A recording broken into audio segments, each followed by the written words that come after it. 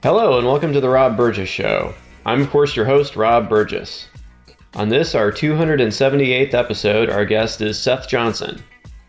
An Indianapolis native, Seth loves all things music, especially of the local variety. His other passions also include comedy, social justice, and the Indiana Pacers. And now, on to the show. Hey Seth, how's it going, man? Good. How are you, dude? Good. Thanks for doing this. I really appreciate it. Of course. Yeah, I've been meaning to have you on forever, but it seemed like the perfect opportunity here Yes. with with the Pacers, man. That's great. I agree. Perfect timing. Definitely. Well, obviously I know who you are, but for people who don't know who you are, who are listening, if you could go ahead and tell me a little bit about yourself, that'd be a great start. Sure. Yeah. My name's Seth Johnson. I'm an Indianapolis native, born and raised in Lawrence Township. Graduated from Lawrence North. I went to Ball State University for journalism, and I've worked as a journalist in the Indianapolis area since I graduated in 2013. I predominantly first started out writing about music and the arts, mostly music, but then I kind of ventured into the arts and comedy as well over the years. I worked at Nuvo. I still write for Nuvo as a freelancer now. I was a music editor there for a while. And in that time, I've also freelanced for a lot of other places in Indianapolis. I've freelanced for the Indianapolis Star. I've freelanced for Indianapolis Monthly. I currently freelance a lot for Mirror Indie, which is a publication in Indy. I do a lot of music and art stuff for them. I've freelanced for Visit Indy as well. And So I still am an active freelance writer in the Indianapolis area. And over time, I did expand into doing Pacers coverage as well. That started through Nuvo.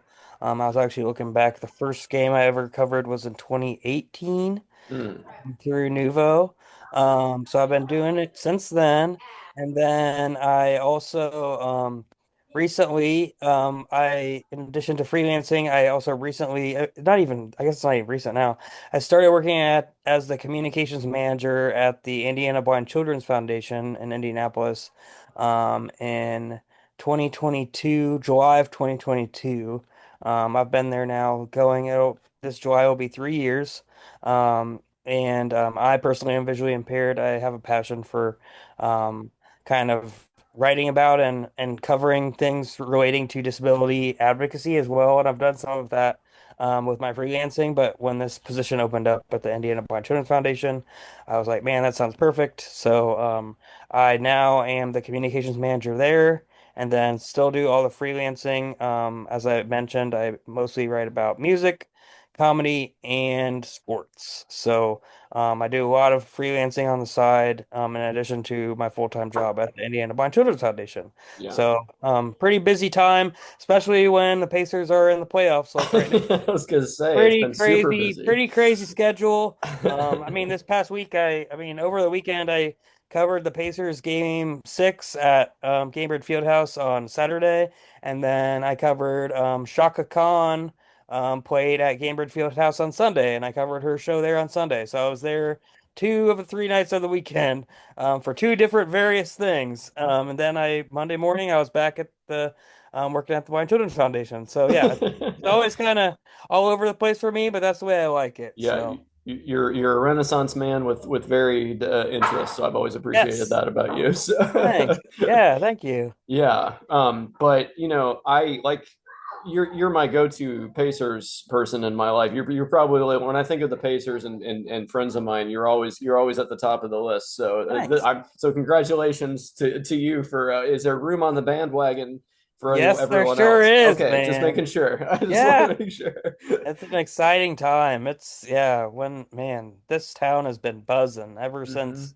Yeah, even the last against the once they played the Knicks in the Eastern Conference Finals, that was gonna be buzzing. But then once they beat them, it's just, everywhere is having. Tomorrow's the first game of the finals, and um, every single bar in the whole city, it seems like, is having watch parties. I know, So right? yeah. It's So everywhere it's gonna be crazy. Yeah.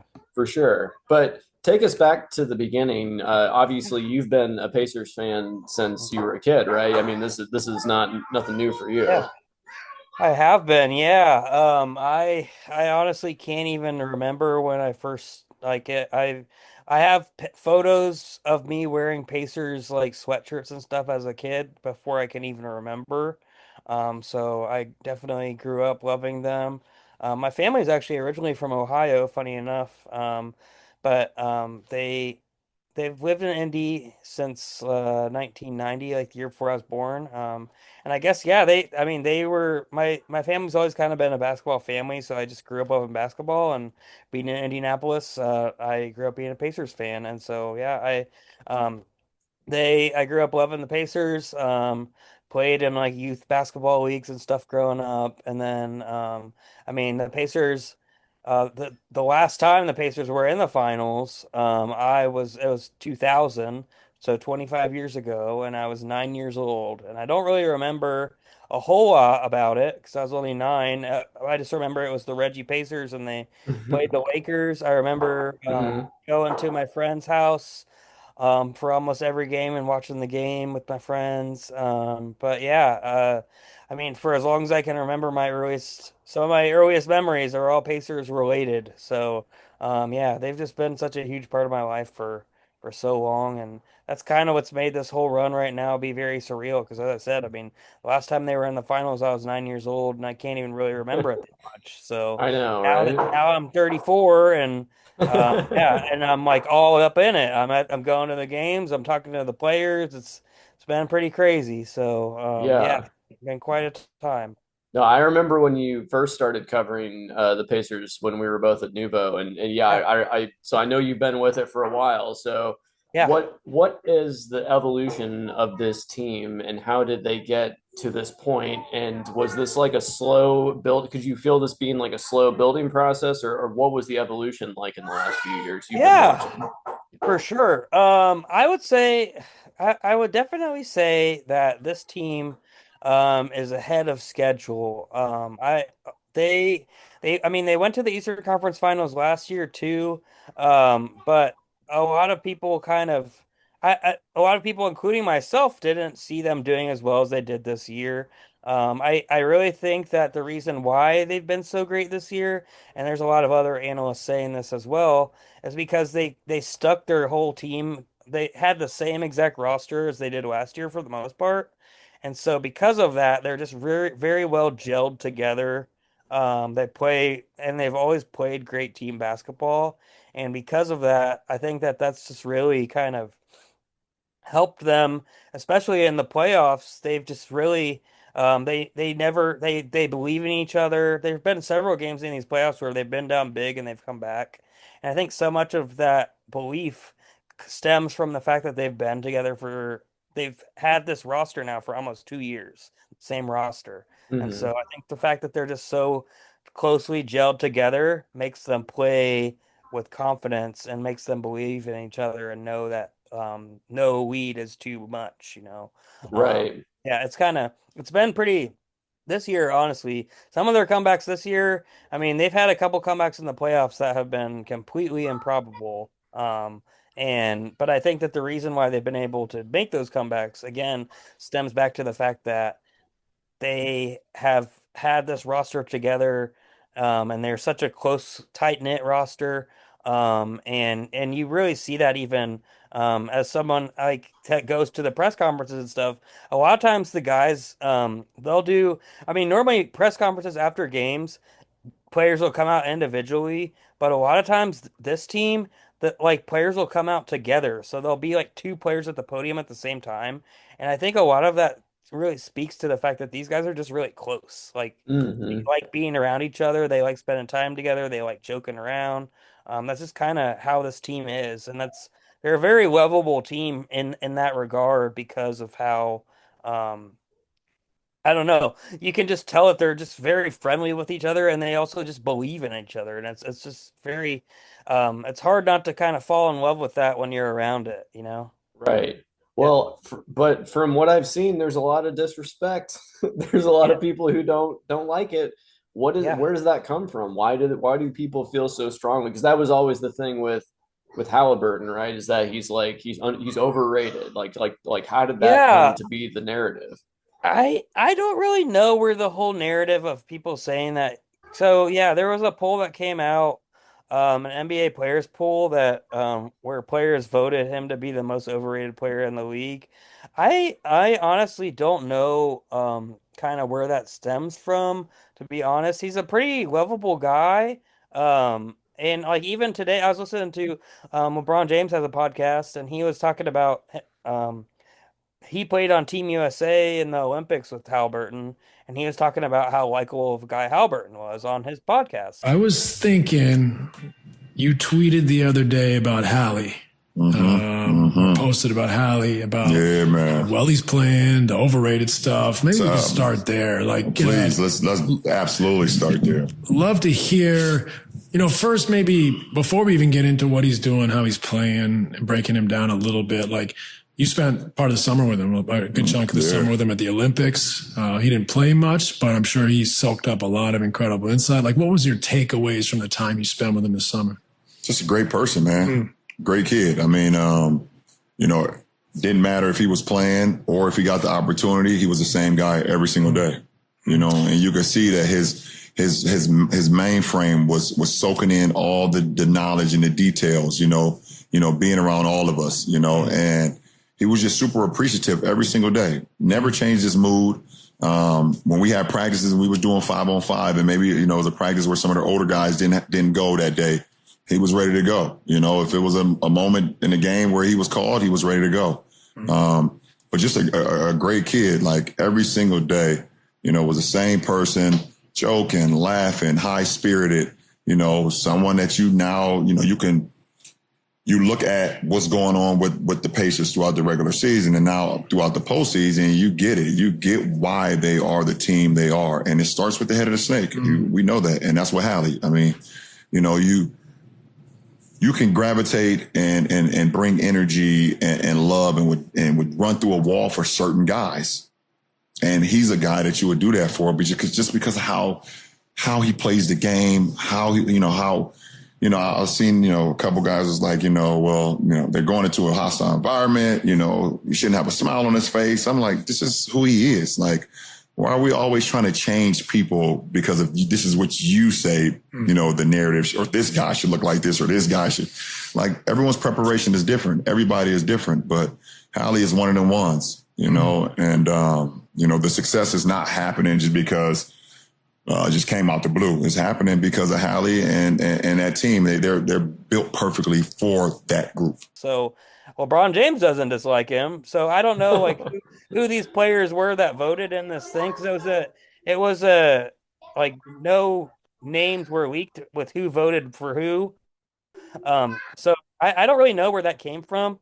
I mean I will say that a lot of I don't know. He does play with a lot of confidence, but I would say that that's kind of how a lot of stars in the NBA play. So I don't really know where that's. Isn't that a good thing? Why is that bad? Like, Yeah, I that's don't what you really want people know. to do. I don't know where that. I don't know. I really don't know where the narrative stems from. Huh. But I actually think, honestly, because that poll kind of came out right before the playoffs, so I honestly think Okay. it's like fueled Halliburton even more to play better. And I mean, he's showed up. He's been dominant. So yeah, but Hmm. yeah, I really don't know where that came from, and it's kind of been funny to. I mean, as I said, I mean, LeBron James loves him, so I don't know who these people were that voted thing, but the Right. narrative seems like it's fueled him for sure. So. Sure. Well, that was what I was saying during the Knicks series is like I just hope people keep disrespecting him because it seems to like fuel his fire. Like he Yeah, definitely has like I'll show you in him. yeah, And I think yeah. that's potent, you know? Yep, I agree. I totally agree. He has so much confidence. So yeah, and I mean, yeah, I don't know. I really don't know where the overrated thing comes from, but wherever it came from, it's definitely fueled him. So Sure. been good. Well, like you said, this is definitely a team that knows how to play together. But talk to me about some of the other, obviously Halliburton's kind of the leading man of this, but Pascal. Talk to me a bit about the rest of the roster and how they kind of support each other. Yeah. Pascal, obviously is kind of the second-hand man. He won the Eastern Conference Finals MVP. I mean, he is just such a steady presence. And obviously, I mean, he's won a championship with the Raptors before, so he kind of has been there, done that. And I feel like that's been very helpful, especially with this run, even with this team in general. I mean, the Pacers started out the season 10 and 15. They started out pretty poorly. So the fact that I just feel like he's kind of always been that just like level-headed, steady presence that's been like, you know what, guys, we're better than this.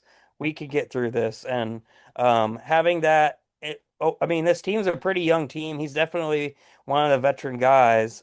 So he definitely kind of brings that veteran leadership, level-headedness, and he's also just a steady bucket. And I think honestly, he's going to be the biggest factor in the finals. I'm going to be really curious to see how the Thunder can guard him, because I think that the Thunder have a lot of great guard defense, so I think they'll have guys that can keep up with Halburn, but I'm just kind of curious to see how they can do with Siakam, so that'll be interesting. I mean, all the starters are pretty crucial. I would say in the last series and throughout these playoffs, Aaron Nesmith has been huge.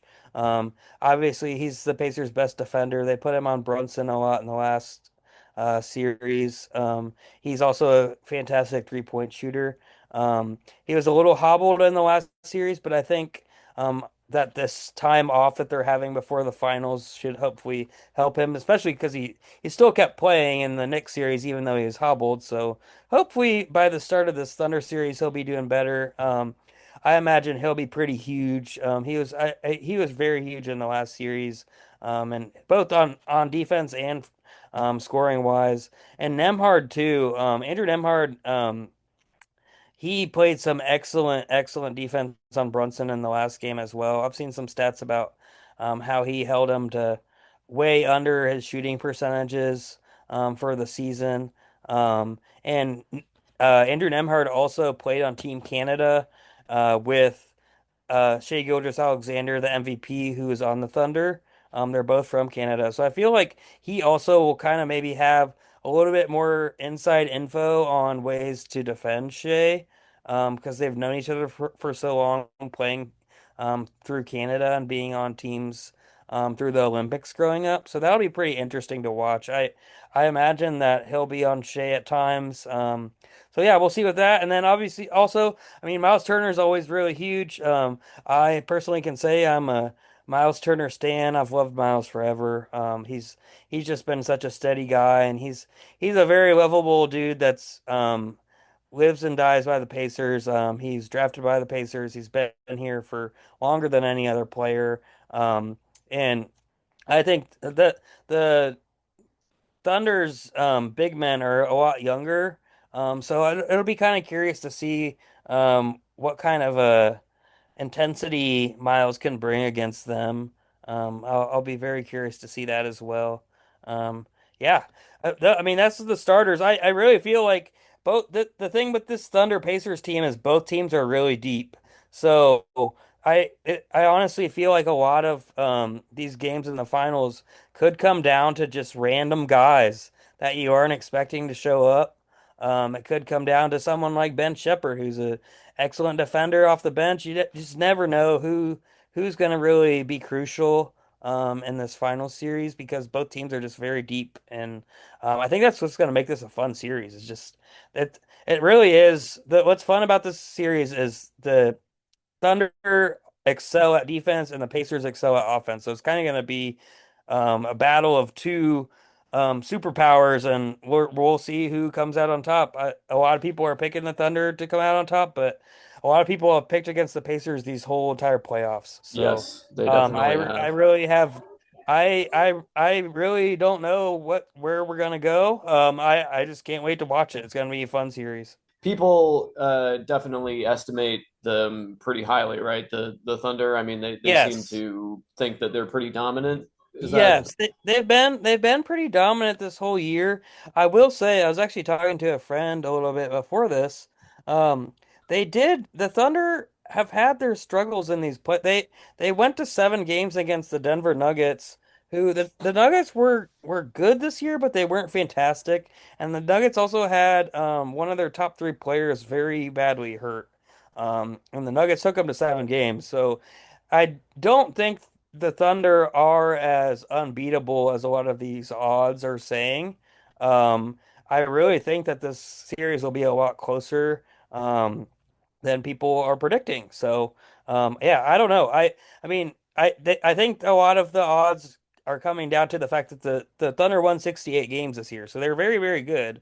But as I said, they struggled against the Nuggets, and they are just a young team. So I don't know. I'll just be really curious to see kind of how they deal with pressure. Um, and yeah, as I said, it's kind of a battle of 2 superpowers. So if the Pacers can figure out ways to kind of take advantage of their defense, then the Pacers will come out on top. how has the atmosphere been in the stadium And watching this? it's been crazy. I've honestly that game 6 that I was at when the game that took up to the finals, I don't think I've ever heard it be louder than that.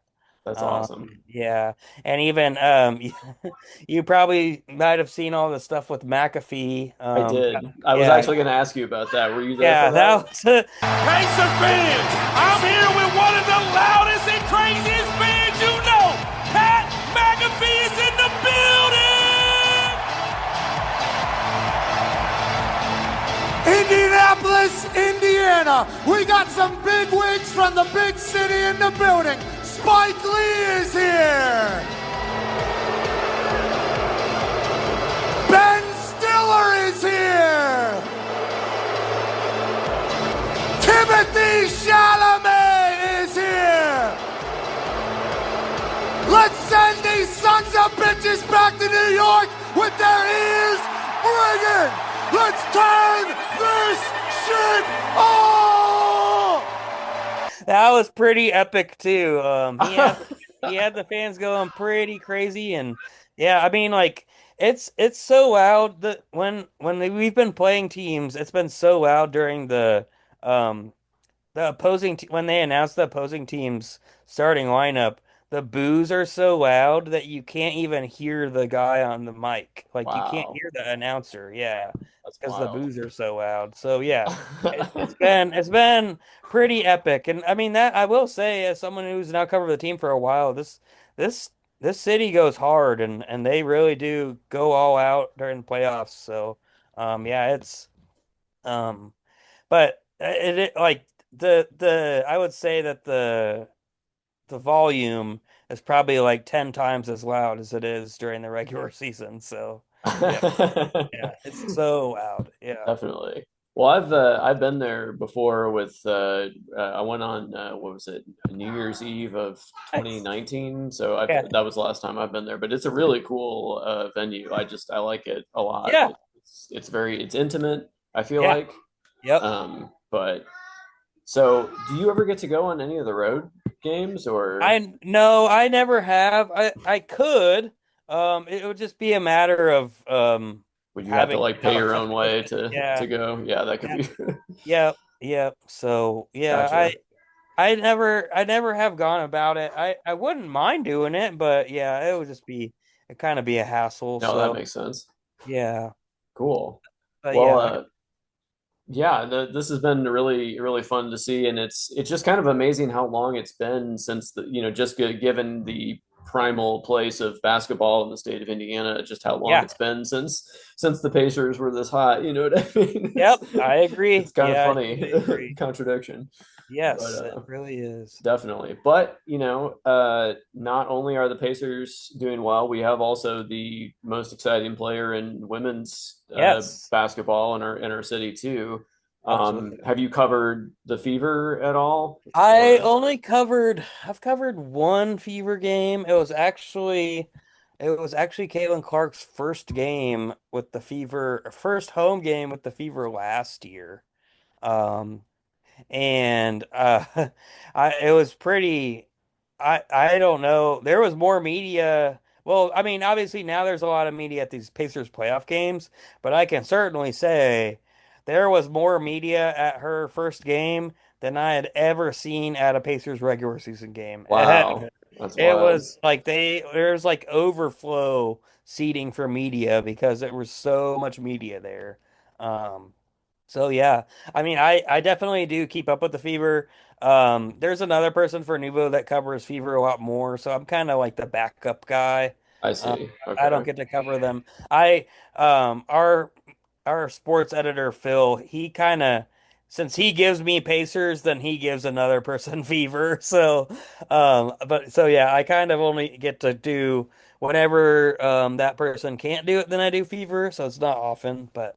I Gotcha. certainly keep up with them. I watch every Fever game that I can. I'm very closely tied to them as well. Especially, I mean, last year, like almost last right when the Pacers got eliminated last year, the Fever season started. So it's kind of nice to just have another thing to watch after the Pacers end. Yeah, But totally. now they're overlapping because the Fever season started like a couple weeks ago. So, yeah, it's been kind of crazy basketball overload, but I'm here for it. So, yeah. That's awesome. But yeah, well, you like you mentioned at the start here, you not only cover sports, but you Yeah. also cover music pretty deeply.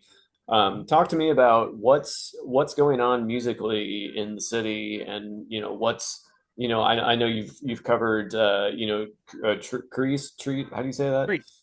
Yeah, Yep, trees. yeah, Yep. Crease. Yeah, City is doing great musically. Trees is again turning. This is actually their 10th year. It will be in August. It's normally the last weekend of August. And so that's always it's a huge hip hop festival in Indianapolis. Um, Showcases a lot of local talent. In addition to, um, they normally have pretty big national acts as well. It's just a beautiful day. It's always held in Fountain Square, which is where I live, in Indianapolis. It's just a beautiful day to kind of showcase local hip hop. And Indianapolis hip hop is continuing to grow. One of the bigger acts, I'm actually interviewing them, funny enough, tomorrow because they have a new album coming out.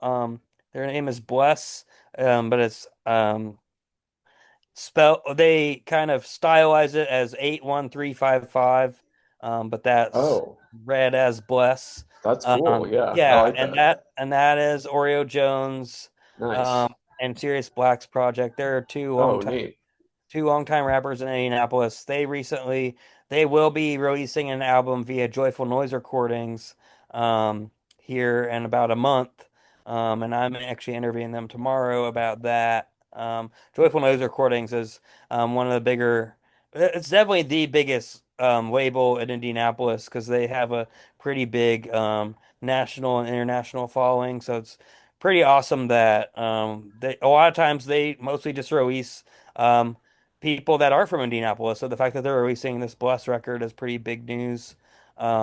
So that the Bless will be on Trees this upcoming year. But there's all sorts of other bigger names that are doing great as well. Um, one of my personal favorites. There's a lot of younger crop of talent in Indianapolis. One of my personal favorites is this kid named 4200 Corey, 4200 Corey, Kory.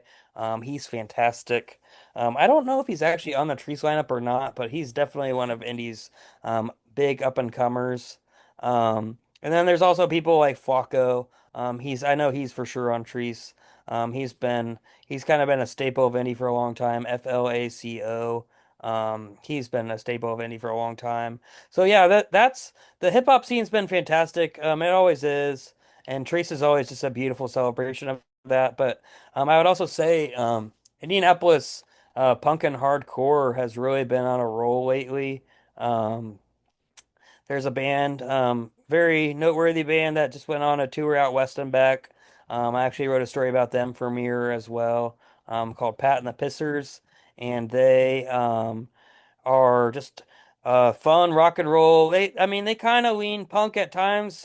They're a little bit rock and roll, a little bit punk, but um, they're actually on tour right now, opening up for another pretty noteworthy band called MS Paint.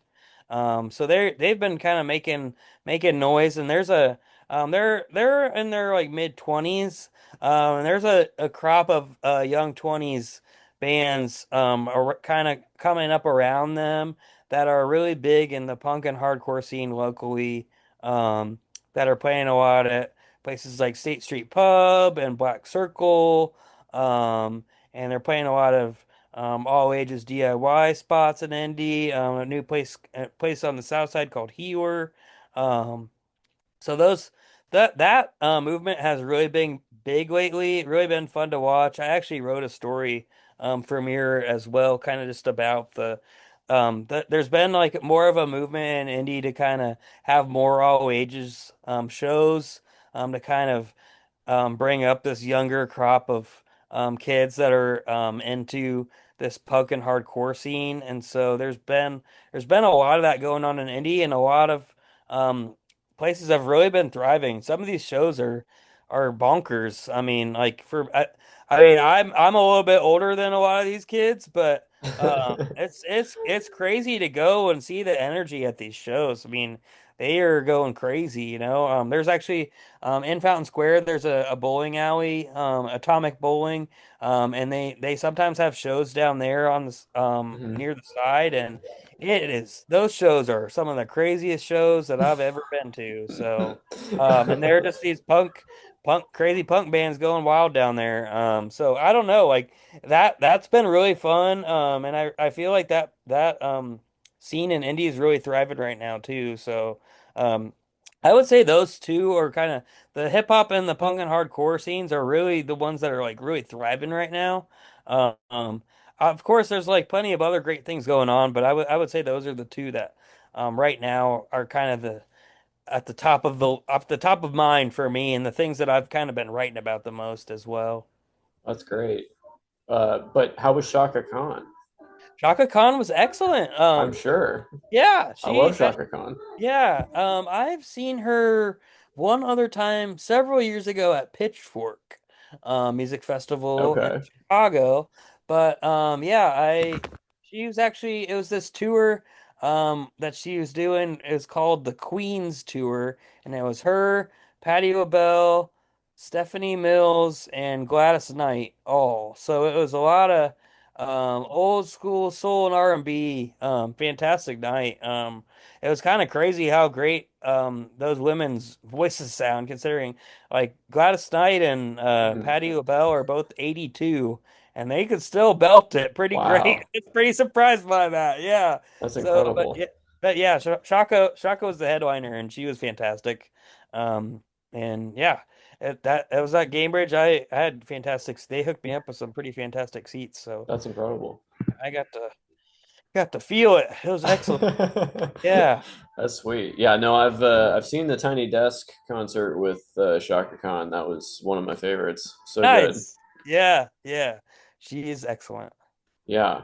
But this doesn't have to be local necessarily, but what music have you been just personally listening to lately? Yeah. Um, Man. One of my favorite records of this year that comes to mind immediately is the new Panda Bear album. Mm, He's a part of Animal Collective. Another band that has a record coming out in August or September. I think it's August. And they're actually playing at the Hi-Fi Annex in September. I've written about them a lot over the years. They started out in Bloomington, a soul band called Duran Jones and the Indications. I am a huge fan of them. Have been since the start. Actually wrote about them for Nuvo way back in the day when they first started. Because they came out of Bloomington, but now they're really big. I mean, we're touring Europe, opening up for Lenny Kravitz, so they're pretty legit now. But have a new record coming out soon. Man, I'm trying to think of. I just listened to a couple other records recently that I really liked. I am going to see in a couple. About a week and a half, I'm going to see a dude named MJ Lenderman. He's an indie Oh rock guy. yeah, Yeah, I love MJ Lenderman. Can't wait for that show. That's at the Egyptian Room. So yeah, he's definitely become a recent fave of mine. Um, Man, I don't know what other records. That those are the main ones that come to mind immediately. There's some shows coming up in Indy that I'm looking forward to. I was actually looking at that before. Modest Mouse and Flaming Lips are coming here this summer, so that'll be really nice, fun. Looking forward to that. Built to Spill and Yellow Tango are playing here this summer. nice. Can't wait for that too. So, yeah, there's a lot of cool shows coming to town. That I'm looking forward to this summer too. I'm also going to think 1 or 2 days of Lollapalooza as well. So, Oh yeah, great. yeah. So I'll be busy. Once it normally kind of winds up this way, where once the Pacer season ends, then prime concert season starts for me. So I'll just be going from one thing to the next thing. But that's I how I know. like it. So I yeah, know, right? From yeah, from championship basketball to incredible concerts. What a life you've designed for yeah. yourself, I know, Seth. man. It's pretty wonderful. I wouldn't trade it Nice for job. anything. You really know how to plan your life out. That's great. Thank you. Yeah. That's awesome. But well, hey, thank you so much for taking all this time to talk with me, and hopefully by the next time we talk, we'll be talking about the world champion Indiana Pacers, Yes. right? So Let's hope so. definitely. Well, take care, and yeah, I'll talk to you soon, man. Awesome. Great, Rob. Thanks for hitting me up, man. Yeah. All right. See you, man. Later.